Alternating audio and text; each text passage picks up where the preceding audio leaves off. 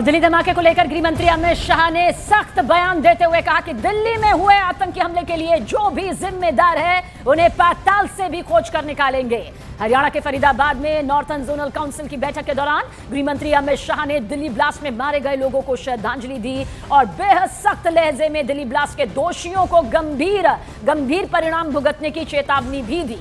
उन्होंने कहा कि मोदी सरकार की आतंक के खिलाफ जीरो टॉलरेंस की नीति है और दिल्ली ब्लास्ट के दोषियों को निस्तेनाबूद करने के लिए के बाद बड़ा सर्च ऑपरेशन और जांच अभियान चलाया जा रहा है। और जिन लोगों ने दिल्ली ब्लास्ट को अंजाम दिया था, अगर वो पाताल में भी छिपे हैं तो उन्हें जांच एजेंसियां खोज कर निकालेंगी और दोषियों को सजा यहां पर मिलेगी। और दिल्ली ब्लास्ट को लेकर एनआईए की तरफ से बहुत बड़ा खुलासा हुआ है। आतंकी ड्रोन से बम धमाके की रच रहे थे साजिश। ड्रोन टेक्नोलॉजी में बदलाव कर धमाके की यहां पर योजना बनाई जा रही थी। एनआईए ये भी दावा कर रही है कि कार ब्लास्ट से पहले रॉकेट धमाके की योजना थी। एनआईए की तरफ से यह भी दावा किया जा रहा है कि टेक्निकल एक्सपर्ट की मदद लेना चाहते थे आतंकी।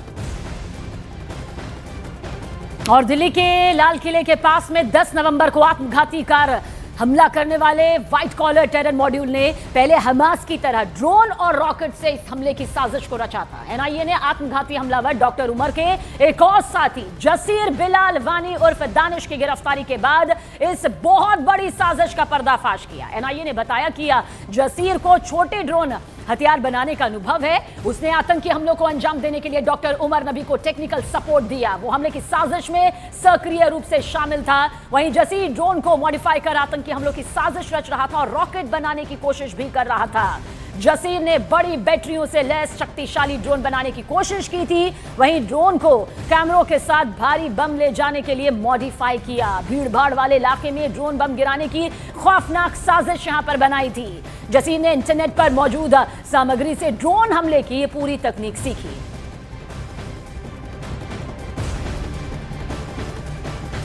और इस बीच अमित पांडे हमारे सहयोगी सीधे हमारे साथ जुड़ रहे हैं। अमित, एनआईए की तरफ से बहुत बड़े खुलासे इस पूरे मामले को लेकर सामने आए। खासतौर पर ड्रोन टेक्नोलॉजी का इस्तेमाल करना चाहते थे आतंकी, और क्या डिटेल्स मिल पा रही हैं?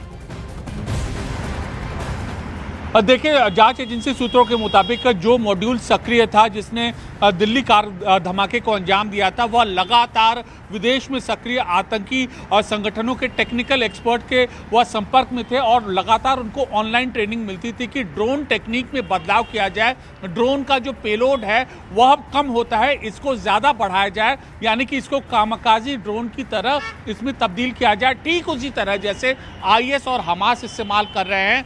इजराइल और सीरिया में वो आईएस किया करता था, और ताकि लोग वो अपना जो टारगेट है आइडेंटिफाई करें और उसको अपना निशाना बनाए। ये एक खौफनाक साजिश है। बाकायदा एनआईए ने आधिकारिक रूप से कल दूसरे शख्स की गिरफ्तारी के बाद इस बात का जिक्र किया है।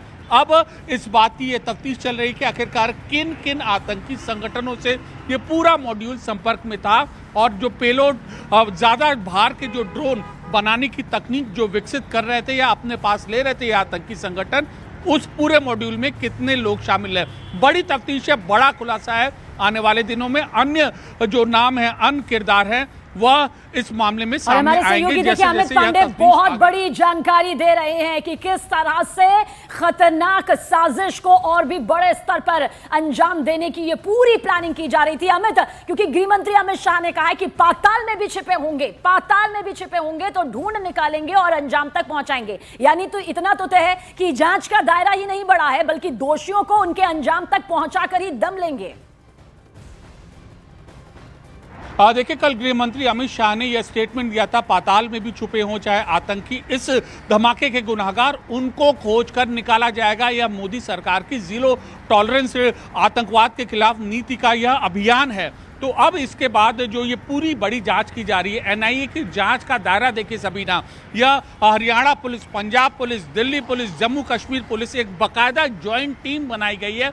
और जब इस टीम ने काम करना शुरू किया, तब लगातार 2 दिन में 2 बड़ी गिरफ्तारी हुई है और इतने बड़े खुलासे हुए हैं। एक और जो यूनिवर्सिटी है उसके ऊपर लगातार छापेमारी चल रही है, तो दूसरी ओर इस मॉड्यूल की पहुंच कहां तक थी, कौन कौन उनको मदद कर रहा था, पहलगाम आतंकी हमले के बाद भी कैसे वह सक्रिय थे, इसमें यह बड़ी जानकारी सामने आ रही है। तो जैसे जैसे जांच आगे बढ़ेगी एनआईए के लिए और बड़े नाम सामने आएंगे, लेकिन इतना तय है कि पिछले 2 दिन यानी कि जो संडे और मंडे 2 दिन में बहुत बड़ी सफलता, लगातार 2 लोगों को जो गिरफ्तार किया है, ये दोनों लोग सीधे तौर पर उमर के संपर्क में थे जो सुसाइड बॉम्बर था, और एनआईए को इनकी पूछताछ में काफ़ी बड़ी जानकारी इनको मिली है। और एक बात और नोट करने वाली है कि जैसे इन दोनों का कनेक्शन सीधा सीधा कश्मीर से है, कश्मीर के टेरर मॉड्यूल से है, यानी कि वहाँ जो आतंकी संगठन सक्रिय हैं वह लगातार इस मॉड्यूल को निर्देश दे रहे थे। और यह बात जग जाहिर है